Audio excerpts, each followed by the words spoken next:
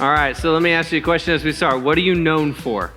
If you were to answer that, and let me get some like 3 people to shout out and answer, like a one-word answer. What are you known for? One word. You don't know. You forget. All right. Okay, that's fine. That's okay. That's a good answer. What are you known for? What's one word? Baking. Baking. Yes. Football. You're known for football.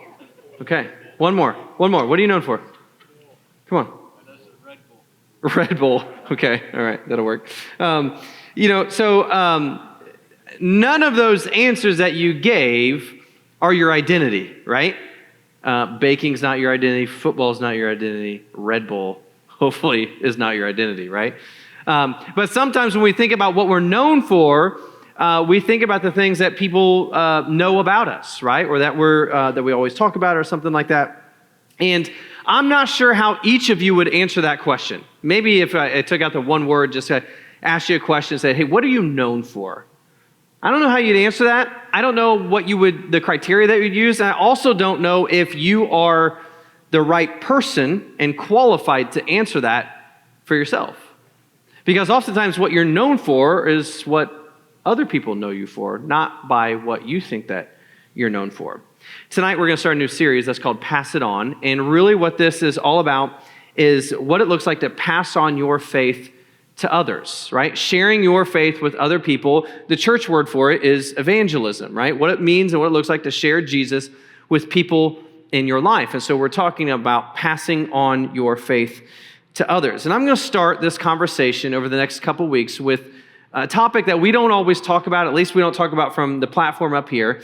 I'm going to talk to you about your reputation, what that means, what it looks like, what it should be, and how your reputation can actually either give you the opportunities or it can prohibit you from sharing the good news about Jesus with others. Now, we all know what a reputation is, right? It's like the beliefs or the opinions that people generally hold about you, right? That is your reputation, what most people think about you. And so the question that I think about is like, what do people think about when they hear your name?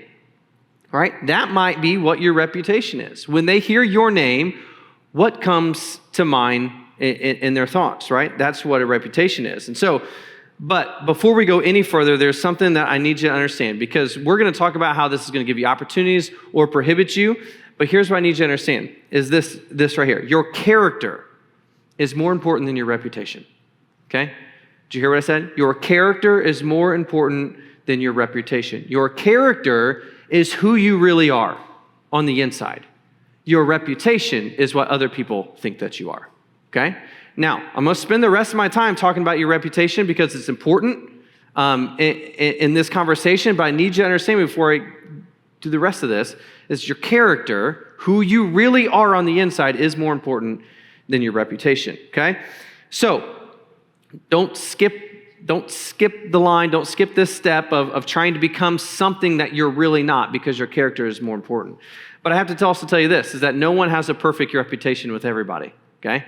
Nobody does. In fact, I can think of people in my life that think really highly of me, and I like that, and I feel like I have a good reputation with them, but there's also plenty of people that I don't have a good reputation with, that they don't think highly of me. Maybe they even think poorly of me, because of interactions or different things in my life. And that's what you need to recognize through this. Nobody, not anybody in this room, has a perfect reputation with everybody. So you might be thinking to yourself, well, how do I know if I have a good reputation? How do I know what my reputation is? By the end of this conversation, I want to answer that question for you, okay? But I want to start with another question, and it's this. What do you want your reputation to be? Just spend a second thinking about that. What do you want your reputation to be? Like if you could make a perfect description of what people would think about when they heard your name, what would you want it to be? How would they describe you as? Would it have something to do with your looks or your athletic ability or your skill? Or would you want it to be something a little deeper or a little fuller than those things? Because here's the deal. Those things pass away. I don't know if you know that or not. Your looks will change. Your athletic ability will reach a peak. and then it will decline. I know these things from experience, okay? Those things change in your life. And if your reputation is built on those things, then we've got this thing a little wrong.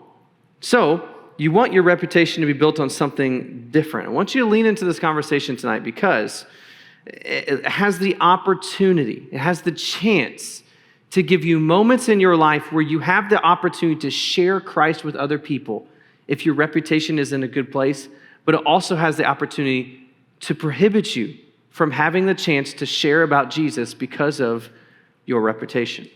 So, in the book of Acts, the disciples, the people that followed Jesus for his ministry after Jesus has left, he's risen from the dead. He appeared to them for a little over a month. He spent some time with them, and then he left. And he left them in charge of the church. And so the book of Acts is literally the beginning of the church, what it looked like for the first several years of this church forming. And the disciples, the apostles were there. And then Paul comes alongside, and they go on these journeys. It's a whole book about a whole lot of evangelism, a whole lot of passing on your faith to the next generation, the people that you meet, all those type of things. That's what the book of Acts looks like. But what gets lost in the shuffle sometimes is this. It wasn't just them. It wasn't just the 12. It wasn't just Paul. It wasn't just James. It wasn't just those guys. They were not the only ones passing on their faith. It was also the people who came to know Christ, and they continued in the same way. Everybody who came to know Jesus and accepted him as the Messiah started passing on their faith, started sharing that with other people. And we're going to look at some stories that highlight this. And the first one that we're going to look at is going to be in Acts chapter 9. In just a second, we're going to read what this says. So if you have you want to pull out your phones, the Bible apps, I don't know if you know this or not. We try to remind you every once in a while. But in YouVersion, the Bible app, we have an event section, and you can follow along, and it's got all the text and points there. And so that way, if you want to remember anything or convince your parents you paid attention, it's all right there for you, okay? So Paul and Peter began preaching to the Jews, okay? And the Jews were God's people, and eventually they would go and talk to the Gentiles when the time was right. Those were the people outside of Judaism, outside of God's people. And they would try to show them about who Jesus was. But first they started with the Jews and tried to convince them that Jesus was this Messiah.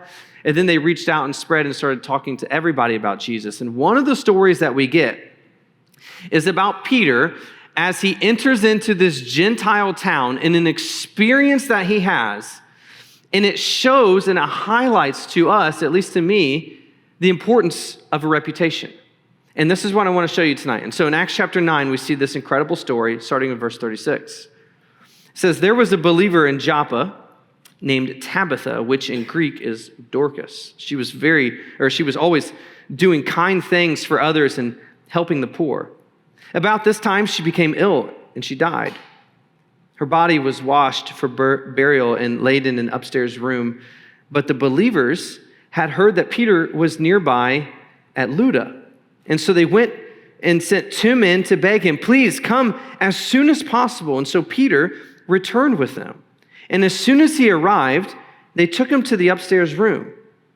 The room was filled with widows who were weeping and showing him the coats and the other clothes that Dorcas had made for them. But Peter asked them all to leave the room, and he knelt and he prayed, and turning to the body, he said, get up, Tabitha.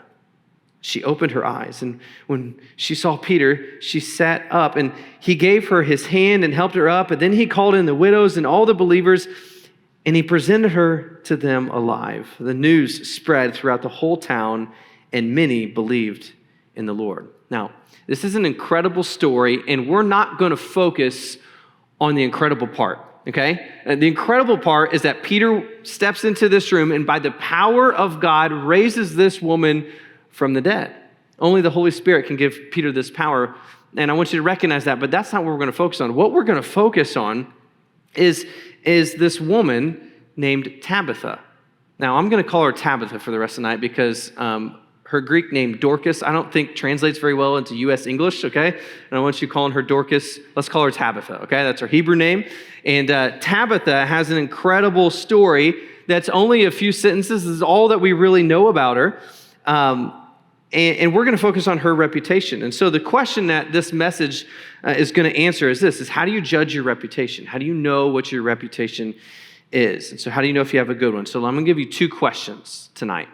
They're going to help you determine what this looks like for you, okay? Here's the first question, is what do others say about you? Now, that might seem really simple, right? I feel like we've already covered that. That's what a reputation is, what other people say about me. But how would you answer it? What do other people say about you? This is what a reputation is about. For Tabitha, it was simple. In fact, Luke, who writes the book of Acts, says this in verse 36. This is how he described her. She was always doing kind things for others and helping the poor. That's what people said about Tabitha. Now, how does Luke know this?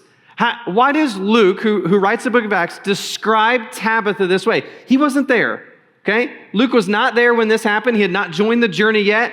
Luke tells us that he wrote the book of Acts based on careful investigation and conversations with eyewitnesses and all those type of things. And so as he writes this, do you know how he gets this information? This is how they describe Tabitha. This was her reputation. This is what other people said about her. She was always doing kind things for others and helping the poor. It's a pretty good reputation, right? If you were to sum it up and say, man, okay, Tabitha died. What do we know about Tabitha? She was always doing good, kind things and helping the poor. So, what would people say about you? What would be the sentence that they say about you? And here's my fear, is that it wouldn't be what you want it to be. Maybe the description that people would give about you is, well, he's always playing video games and doesn't really like to be around people. Or she's always taking selfies and buying new clothes. Or, I could go on and on and on because it's different for everybody, but what do you think that people would say about you? Would it be something like Tabitha? Would it be something different? Now, if you want to judge what your reputation is, then maybe you need to maybe start with asking the people around you. Maybe the best way that you can start this is to pull somebody aside, maybe one of your best friends or somebody in your group that you trust, maybe not in a group setting, but individually, and say, what do you think my reputation is? What would people say about me? What would they describe me as? And ask that question. Jesus did this with his disciples. He pulled them aside one time and says, what do others say that I am? What do other people say about me? And then he asked Peter specifically, said, who do you think that I am? Who do you say that I am? Jesus even had this in his conversations with them. It's important to ask because we know that Tabitha's reputation, it gave her an audience to share Jesus with those around her. It allowed her for people to seek help when she needed it, right? And even after this miracle, the very end of the story that we read, that people started praising God because of her. Reputation has been around for a long time. Proverbs chapter 22 is one of the most popular verses about reputation. It says this, choose a good reputation over great riches, over money, over wealth. Being held in high esteem is better than silver or gold. Don't gloss over that, okay? Proverbs is filled with wisdom. This is one of the things that says. A good reputation is better than wealth and money and riches and gold and silver.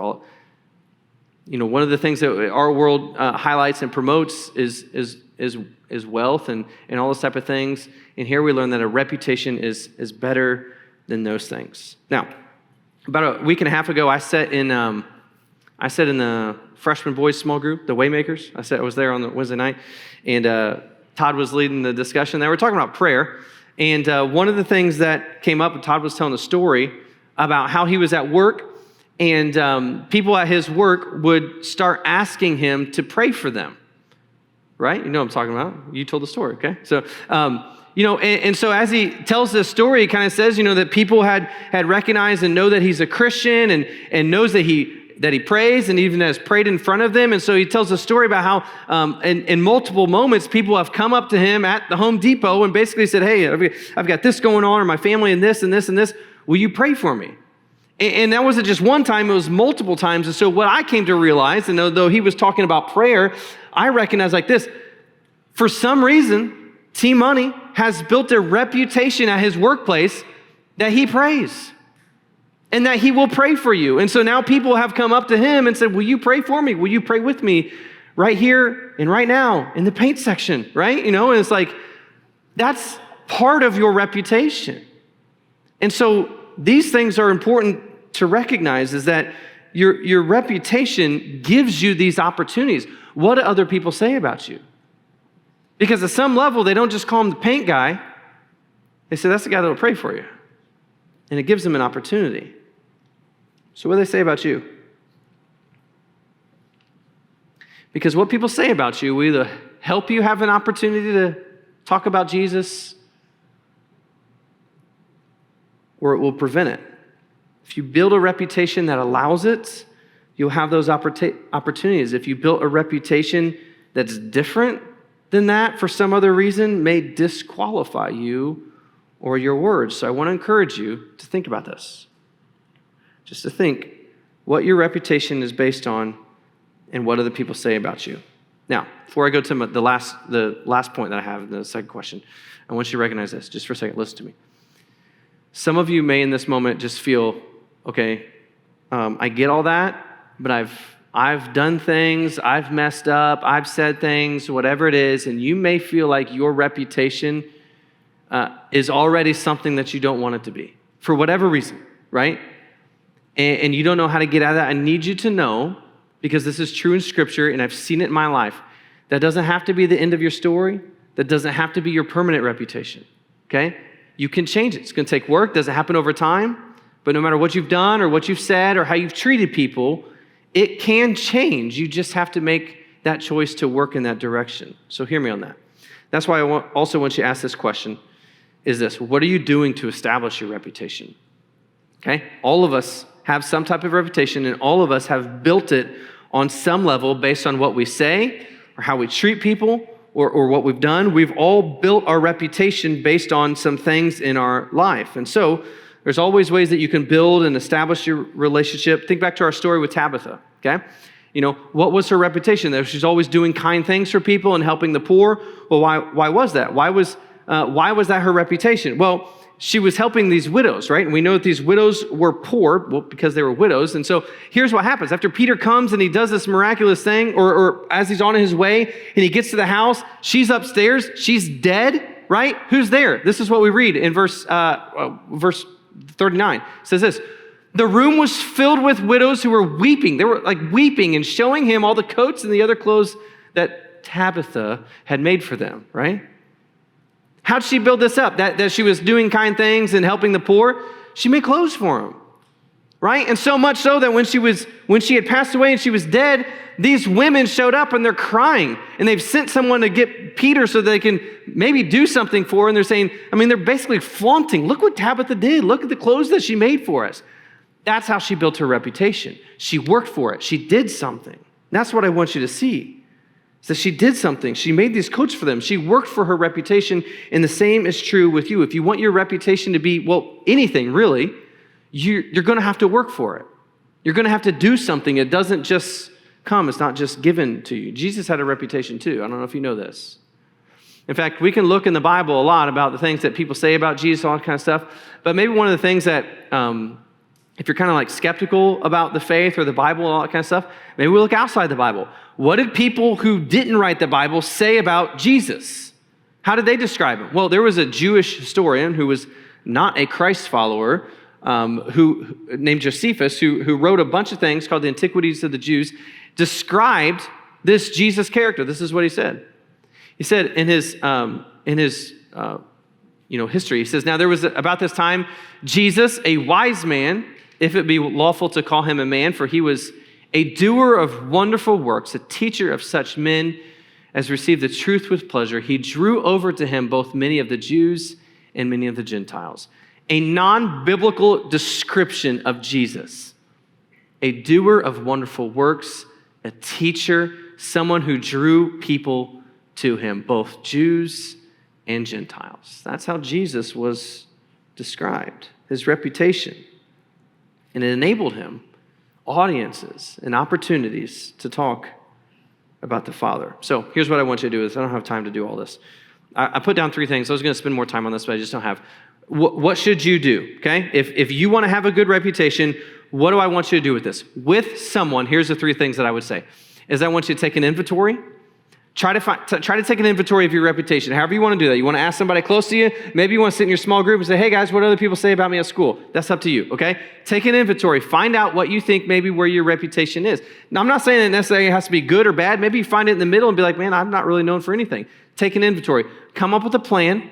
Figure out, what do I need to do to establish my reputation of what I want it to be? If I want to be known for this, this, or this, what do you need to start doing over time to build that? And then maybe just start the process, because it is a process. This is not an overnight thing. What can you do to move your reputation to be more Christ-centered?